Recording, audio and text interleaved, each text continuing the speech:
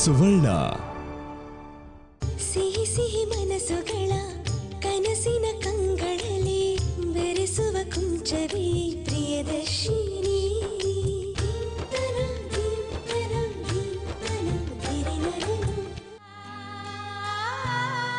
ಅಕ್ಕ, ನಂಗೆ ತುಂಬಾ ಬೋರ್ ಆಗ್ತಿದೆ.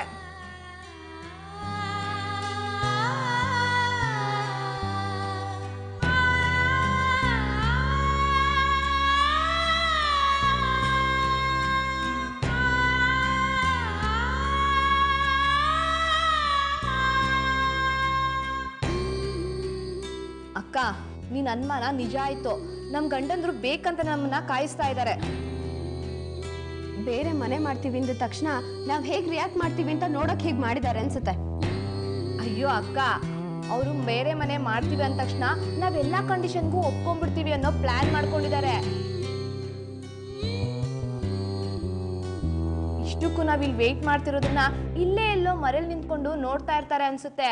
ಅವ್ರು ಬನ್ನಿ ಅಂತ ತಕ್ಷಣ ನಾವು ಬಂದ್ಬಿಟ್ವಲ್ಲ, ಅದಕ್ಕೆ ಅವರು ಅರ್ಧ ಗೆದ್ದಿದೀವಿ ಅನ್ಕೊಂಡ್ಬಿಟ್ಟಿದ್ದಾರೆ. ಅವ್ರು ಬರ್ಲಿ, ಅವ್ರಿಗೆ ಸರಿಯಾಗಿ ಬುದ್ಧಿ ಕಲಿಸ್ತೀನಿ.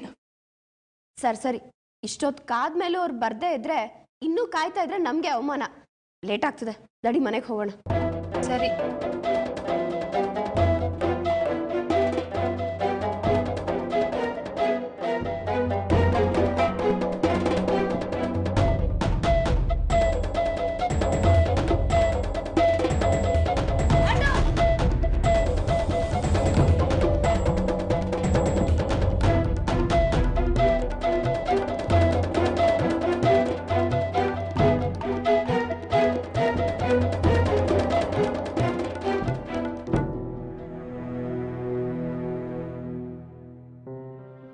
ಏನ್ ಬ್ರದರ್, ಅಂಜಲಿ ಕಾವ್ಯ ಇನ್ನು ಬಂದೇ ಇಲ್ಲ?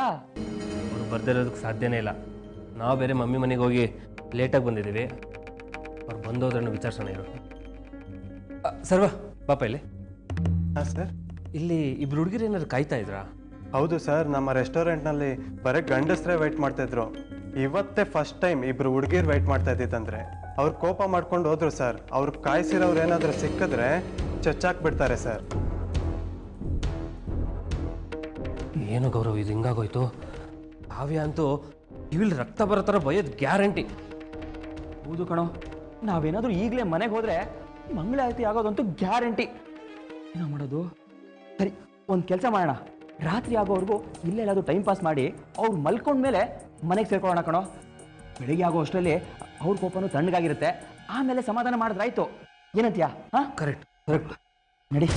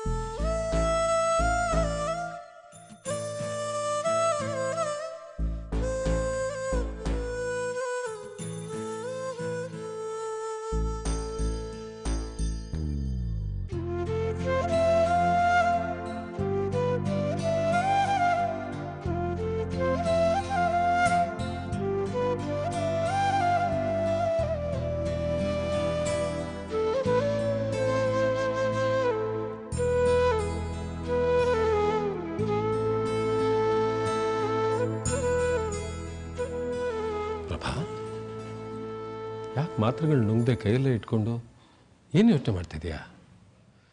ಬರ್ತಾ ಬರ್ತಾ ನೀನು ನಿನ್ನ ಆರೋಗ್ಯದ ಕಡೆ ಗಮನ ಕೊಡೋದನ್ನೇ ಬಿಟ್ಬಿಟ್ಟಿದೀಯಾ. ಅಲ್ಲ, ಡಾಕ್ಟ್ರು ಏನು ಹೇಳಿದ್ದಾರೆ ನಿಮಗೆ? ಫಿಟ್ಸ್ ಮಾತ್ರೆಗಳನ್ನು ಕಂಟಿನ್ಯೂಸ್ ಆಗಿ ತೊಗೋಬೇಕು, ಮಧ್ಯದಲ್ಲಿ ಬಿಟ್ಬಿಟ್ರೆ ಮತ್ತೆ ಫಿಟ್ಸ್ ಕಾಯಿಲೆ ಮರುಕಳಿಸ್ಬೋದು ಅಂತ ಹೇಳಿಲ್ವಾ? ಬಂದರೆ ಬರಲಿ ಬಿಡಿ, ನಾ ಸತ್ ಮೇಲಾದರೂ ನನಗೆ ನೆಮ್ಮದಿ ಸಿಗುತ್ತೋ ಏನೋ.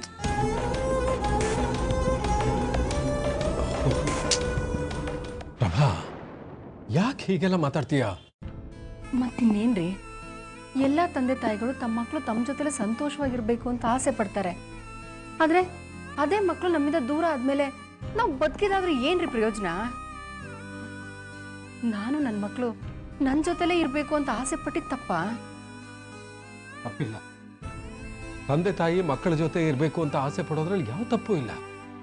ಹಾಗೆ ಮಕ್ಕಳು ಕೂಡ ತಮ್ಮ ಹೆಂಡತಿಯ ಜೊತೆ ಇರಬೇಕು ಅಂತ ಇಷ್ಟಪಡೋದ್ರಲ್ಲಿ ಯಾವ್ದಾದ್ರು ತಪ್ಪಿದ್ಯಾ ಹೇಳು? ಇಷ್ಟಕ್ಕೂ ನೀನು ಹೀಗೆ ದುಃಖ ಪಡೋದ್ರ ಬದಲು ಸ್ವಲ್ಪ ವಿಶಾಲವಾಗಿ ಯೋಚನೆ ಮಾಡೋ ಮನಸ್ಸನ್ನ ನೀನು ಬೆಳೆಸ್ಕೊಂಡಿದ್ದಿದ್ರೆ ಇವತ್ತಿಂಥ ಪರಿಸ್ಥಿತಿನೇ ಬರ್ತಿರ್ಲಿಲ್ಲ. ಅಂದ್ರೆ ಇಷ್ಟಕ್ಕೆಲ್ಲ ನಾನೇ ಕಾರಣ ಅಂತ ಹೇಳ್ತೀರಾ? ಹೌದು ಪ್ರಭಾ, ಒಂದು ರೀತಿನಲ್ಲಿ ನೀನೇ ಕಾರಣ. ನಿನ್ನ ಹಠಮಾರಿತನನೇ ಕಾರಣ. ಮದುವೆ ಆದಾಗಿಂದ ಇವತ್ತಿನವರೆಗೂ ನೀನು ಯಾವುದೇ ವಿಷಯ ಇರಲಿ, ಎಷ್ಟೇ ಹಠ ಮಾಡಿದ್ರು ನಾನು ಸಹಿಸ್ಕೊಂಡಿರೋದಕ್ಕೆ ಕಾರಣ ಈ ನಿನ್ನ ಕಾಯಿಲೆನೆ. ಒಂದೇ ಒಂದು ಸಣ್ಣ ಉದ್ವೇಗದ ಪ್ರಸಂಗ ನಡೆದರೂ ಮತ್ತೆ ಆ ಕಾಯಿಲೆ ವಾಪಸ್ ಬರ್ಬೋದು ಅಂತ ಡಾಕ್ಟರ್ ಹೇಳಿದಾರಲ್ಲ, ಅದು ಕಾರಣ. ಅವತ್ತಿಂದ ಇವತ್ತಿನವರೆಗೂ ನೀನು ಮಾಡಿರೋ ಎಲ್ಲ ಹಠನೂ ನಾನು ಸಹಿಸ್ಕೊಂಡಿದ್ದೇನೆ. ನೀನು ಹಠ ಮಾಡಿದಾಗ್ಲೆಲ್ಲ ಯಾವುದೋ ಒಂದು ಮಗು ಹಠ ಮಾಡ್ತಿದೆ ಅಂತ ತಿಳ್ಕೊಂಡು ನಿನ್ನ ಜೊತೆ ನಾನು ತಾಳ್ಮೆಯಿಂದ ನಡ್ಕೊಂಡಿದ್ದೇನೆ. ಆದ್ರೆ ಎಲ್ಲನೂ ಸಹಿಸ್ಕೋಬೇಕು ಅಂತೇನಿಲ್ವಲ್ಲ ಪ್ರಭಾ. ಈಗ ನಮಗೂ ವಯಸ್ಸಾಗಿದೆ. ನಾವು ಮುಂದಿನ ಪೀಳಿಗೆ ಬಗ್ಗೆ ಯೋಚನೆ ಮಾಡಬೇಕು.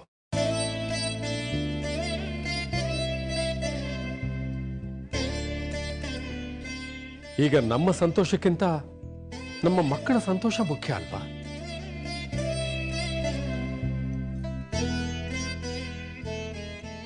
ನನ್ಗೇನು ನನ್ನ ಮಕ್ಕಳ ಬಗ್ಗೆ ಕಾಳಜಿನೇ ಇಲ್ಲ ಅನ್ನೋ ಥರ ಮಾತಾಡ್ತಿದ್ದೀರಲ್ರಿ.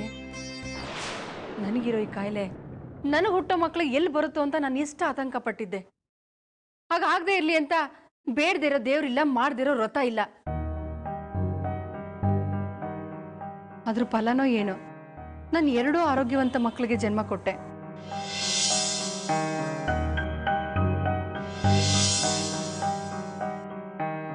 ಆದ್ರೆ ನಾನು ಅಷ್ಟೊಂದು ಆಸೆ ಪಟ್ಟ ನನ್ನ ಹೆತ್ತು ಮಕ್ಕಳೇ ಇವತ್ತು ನನಗೆ ಬಾಯಿಗೆ ಬಂದಾಗ ಬೈತಾ ಇದ್ದಾರೆ. ನಾನು ಅವ್ರ ಶತ್ರು ಏನೋ ಅನ್ನೋ ತರ ನನ್ನ ದೂಷಿಸ್ತಿದ್ದಾರೆ.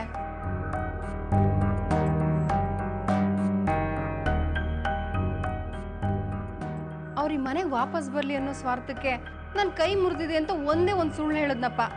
ಅಷ್ಟಕ್ಕೆ ಅವ್ರು ಹಾಗೆಲ್ಲ ಮಾತಾಡ್ಬಹುದಾ? ಹೆತ್ತು ತಾಯಿಯಾಗಿ ನನ್ಗೊಂದು ಸುಳ್ಳು ಹೇಳೋ ಅಧಿಕಾರನೂ ಇಲ್ವಾ? ನೀವೇ ಹೇಳಿ.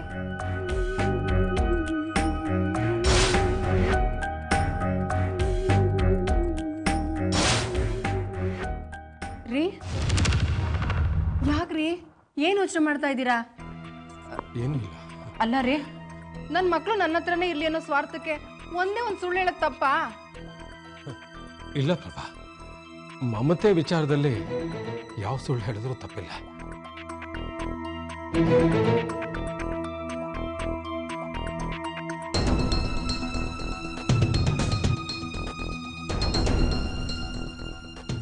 ಅದೇ ಕಾರಣಕ್ಕೆ ನಾನು ನಿನ್ನಿಂದ ಒಂದು ಸತ್ಯ ಮುಚ್ಚಿಟ್ಟು ಸುಳ್ಳು ಹೇಳಿದ್ದೇನೆ ಪ್ರಭಾ. ಅದೇ ಪಾಪ ಪ್ರಜ್ಞೆಯಲ್ಲಿ ಈಗಲೂ ನರಳ್ತಾ ಇದ್ದೇನೆ.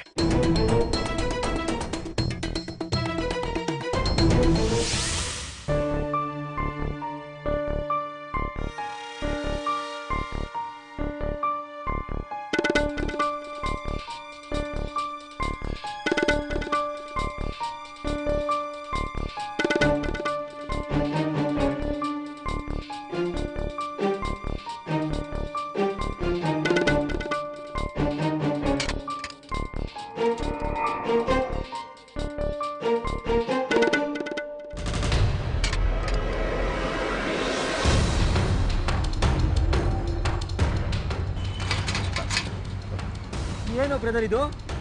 ಯಾವತ್ತೂ ಹಾಕದೇ ಇರೋ ನೋ ಎಂಟ್ರಿ ಬೋರ್ಡು ಇವತ್ತು ಯಾಕೆ ಹಾಕಿದ್ದಾರೆ? ಕಣಿ ಕೇಳು. ಬೇರೆ ಮನೆ ಮಾಡೋದ್ರ ಬಗ್ಗೆ ನಿರ್ಧಾರ ಮಾಡೋದಕ್ಕೆ ಭೇಟಿ ಆಗ್ತೀವಿ ಅಂತ ಹೇಳಿದ್ವಿ. ಏನು ಮಾಡಿದ್ವಿ? ಕೈ ಕೊಟ್ವಿ. ನಾವೇನು ಕೈ ಕೊಡಲಿಲ್ಲ. ಮಮ್ಮಿನೇ ಕೈ ಕೊಡೋ ಥರ ಮಾಡಿದ್ರು. ಇದನ್ನ ಅವ್ರ ಹತ್ರ ಹೇಳೋದಕ್ಕಾಗತ್ತಾ? ಮೊದಲೇ ಅವ್ರಿಗೆ ಮಮ್ಮಿನ ಕಂಡ್ರೆ ಕೋಪ. ಸುಳ್ಳು ಹೇಳಿ ನಮ್ಮನ್ನ ಕರ್ಸ್ಕೊಂಡ್ರು ಅಂದ್ರೆ ಚೀಪಾಗಿ ನೋಡಲ್ವ ಅವರು? ಹಾಗಾದ್ರೆ ಅವ್ರನ್ನ ಈಗ ಹೇಗೋ ಸಮಾಧಾನ ಮಾಡೋದು? ಏನು ಮಾಡೋದು ಅಂದರೆ ಸರೆಂಡರ್ ಆಗಿ ಸಲ್ಯೂಟ್ ಹೊಡೆಯೋದು ಅಷ್ಟೇ. ಹಾಗಂತೀಯಾ? ಹ್ಞೂ. ಅಂಜಲಿ, ಅಂಜು ಡಾರ್ಲಿಂಗ್, ಕಾವ್ಯ, ಕಾವ್ಯ ಪುಟ್ಟ,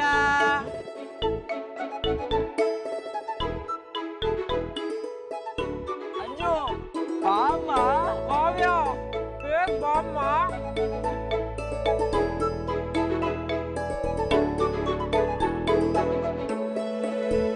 ಅಂಜು, ಕಾವ್ಯ, ಅಂಜು ಡಾರ್ಲಿಂಗ್ ಬಾಮ್ಮ.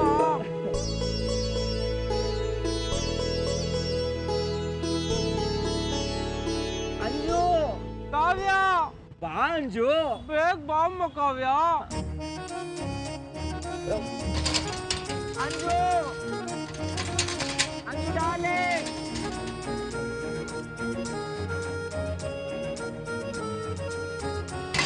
ಅಂಜು, ಕಾವ್ಯ, ಅಂಜು ಡಾರ್ಲಿಂಗ್, ಕಾವ್ಯ ಪುಟ್ಟ ಬಾಮ್ಮ, ಬೇಗ ಬಾಮ್ಮ.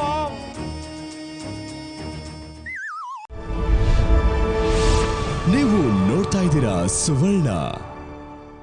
ನಿನ್ನ ಕಂಗಳಲ್ಲಿ ಬೆರೆಸುವ ಕುಂಚವೇ ಪ್ರಿಯದರ್ಶಿನಿ.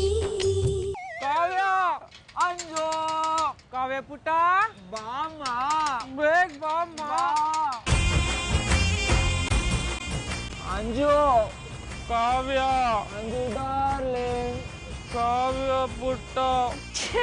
ಅದ್ಯಾವ ಬೀದಿ ಕುಡುಕ್ರೋ ಏನೋ, ನಮ್ಮನೆ ಮುಂದೆ ಬಂದು ನಮ್ಮ ನಿದ್ದೆನೆಲ್ಲ ಹಾಳು ಮಾಡ್ತಿದ್ದಾರೆ.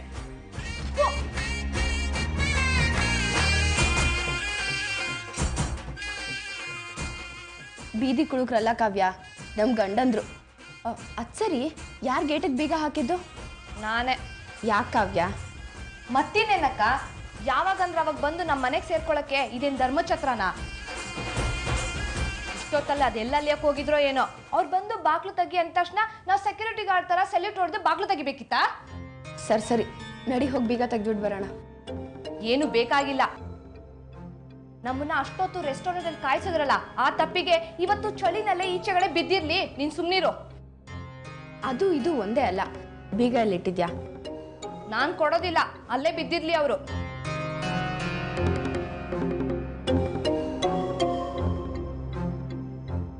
ಸರಿ, ನಾನೇ ಹೋಗಿ ಗೇಟ್ ತೆಗಿತೀನಿ. ಅಕ್ಕ, ನಾನು ಬರ್ತೀನಿ ತಾಳು.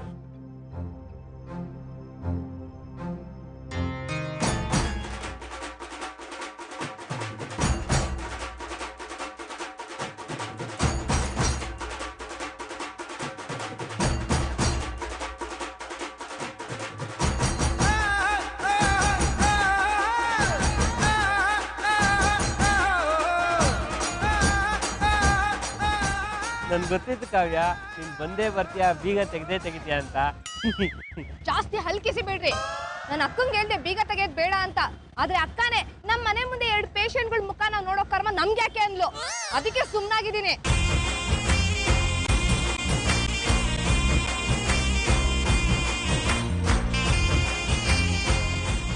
ಅಂಜಲಿ, ಸಾರಿ ರೀ, ರೆಸ್ಟೋರೆಂಟಲ್ಲಿ ನಿಮ್ಮನ್ನ ತುಂಬ ಹೊತ್ತು ಕಾಯಿಸ್ಬಿಟ್ವಿ.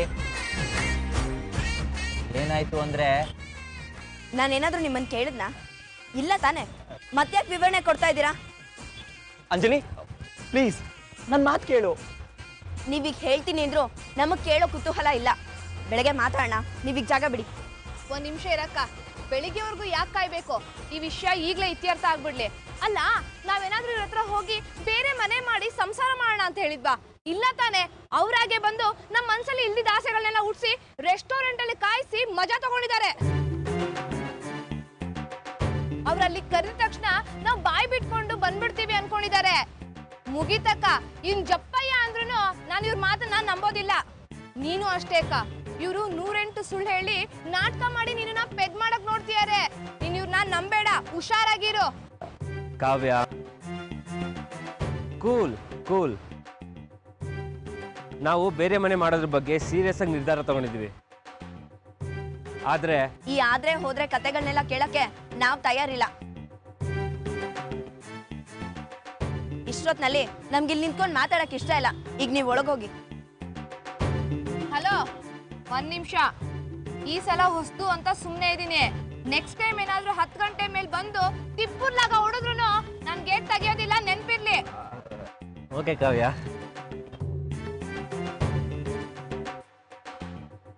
ಲೋ, ಒಳ್ಳೆ ಹುಡುಗರು ಇಷ್ಟೊತ್ತಲ್ಲಿ ಆಚೆ ನಿಂತಿರಬಾರ್ದು.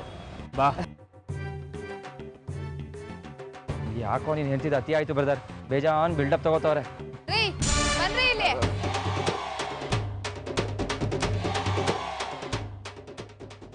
ಏನ್ ಅವ್ರ ಹತ್ರ ಫಿಟ್ಟಿಂಗ್ ಇಡ್ತಾ ಇದ್ರಿ? ಏನಿಲ್ಲ ಅದಕ್ಕೆ, ನಿಮ್ಮನ್ನ ಬಾಯಿ ತುಂಬಾ ಹೊಗಳ್ತಾ ಇದ್ದೆ ಅಷ್ಟೇ. ಹಾ, ಆ ಭಯ ಇರ್ಲಿ.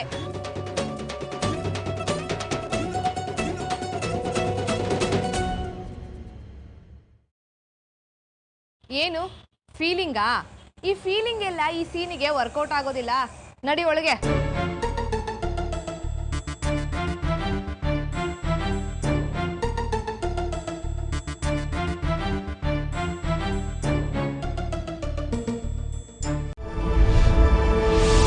ನೀವು ನೋಡ್ತಾ ಇದ್ದೀರಾ ಸುವರ್ಣ. ಕನಸಿನ ಕಂಗಳಲ್ಲಿ ಬೆರೆಸುವ ಕುಂಚವೇ ಪ್ರಿಯದರ್ಶಿನಿ.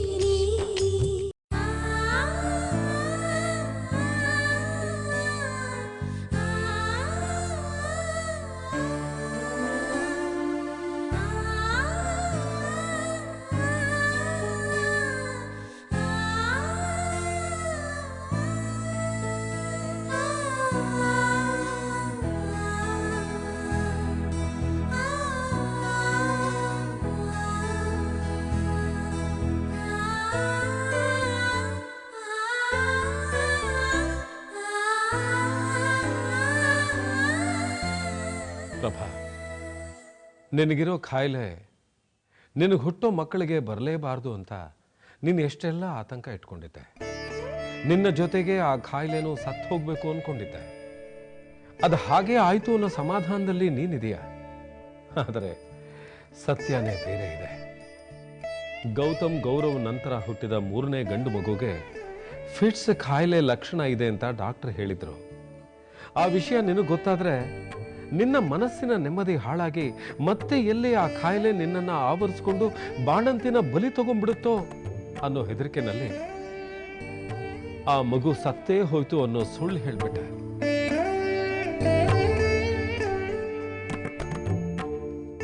ಅವತ್ತಿನ ದಿನಕ್ಕೆ ನಿನಗೆ ದುಃಖ ಆದರೂ ಈಗ ಅದನ್ನ ನೀನು ಮರೆತು ಬಿಟ್ಟಿದೀಯ. ಅದೇ ಆ ಮಗು ನಿನ್ನ ಕಣ್ಣು ಮುಂದೆ ಇದ್ದಿದ್ರೆ ಅಥವಾ ಎಲ್ಲೋ ದೂರದಲ್ಲಿದೆ ಅಂತ ಗೊತ್ತಾಗಿದ್ದಿದ್ರು ನಿನ್ನ ಜೀವ ಪ್ರತಿ ಕ್ಷಣನೂ ಸತ್ತು ಬದುಕ್ತಾ ಇತ್ತು. ಅದಕ್ಕೆ ಆ ಮಗುನ ಅವತ್ತೇ ನಾನು ಆ ಡಾಕ್ಟರ್ ಜವಾಬ್ದಾರಿಗೆ ವಹಿಸ್ಬಿಟ್ಟಿದ್ದೆ.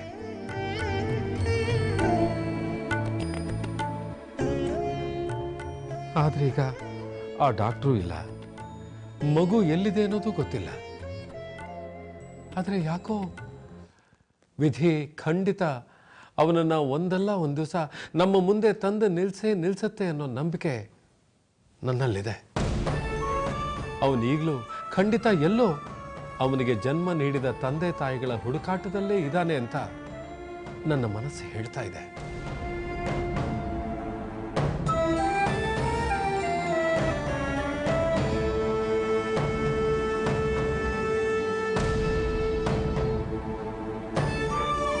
ರೀ,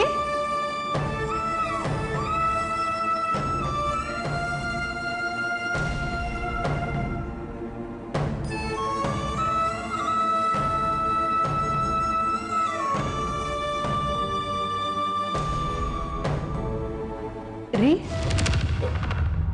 ಏನ್ ಯೋಚನೆ ಮಾಡ್ತಾ ಇದ್ದೀರಾ? ಅಲ್ಲ, ನನಗೆ ಸಮಾಧಾನ ಮಾಡ್ಬಿಟ್ಟು ನೀವೇ ಯೋಚನೆ ಮಾಡ್ತಾ ಇದ್ದೀರಾ? ಮಕ್ಕಳ ಬಗ್ಗೆ ತಾನೇ. ನೋಡಿದ್ರಾ, ನಿಮಗೆ ಈಗ ಅನಿಸ್ತಿರ್ಬೇಕಾರೆ ನಾನು ಆತಂಕ ಪಡೋದ್ರಲ್ಲಿ ತಪ್ಪಿಲ್ಲ ಅಲ್ವಾ? ನೋಡಿ, ಹೇಗಾದರೂ ಸರಿ ನಮ್ಮ ಮಕ್ಕಳನ್ನ ನಮ್ಮ ಮನೆ ಕರ್ಕೊಂಬಂದ್ಬಿಡೋಣ ರೀ. ಇದಕ್ಕೆ ನೀವು ಒಪ್ತಿರೋ ಇಲ್ವೋ, ನಾನಂತೂ ಆ ಕೆಲಸ ಮಾಡೇ ಮಾಡ್ತೀನಿ. ನೋಡಿ, ಈಗಾಗಲೇ ತುಂಬ ಹೊತ್ತಾಗಿದೆ. ಬನ್ನಿ, ಬಂದು ಮಲ್ಕೊಳ್ಳಿ. ಬನ್ನಿ.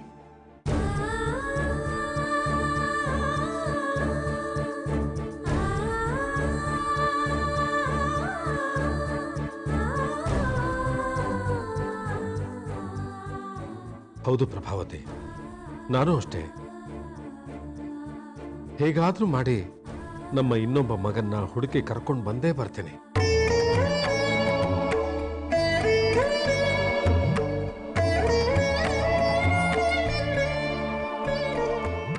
ದೇವ್ರೆ, ಈಗ ಅವನು ಎಲ್ಲಿದ್ದಾನೋ ಹೇಗಿದ್ದಾನೋ ಅನ್ನೋದ್ರ ಬಗ್ಗೆ ಒಂದೇ ಒಂದು ಸಣ್ಣ ಸುಳಿವಾದ್ರೂ ಕೊಡಪ್ಪ.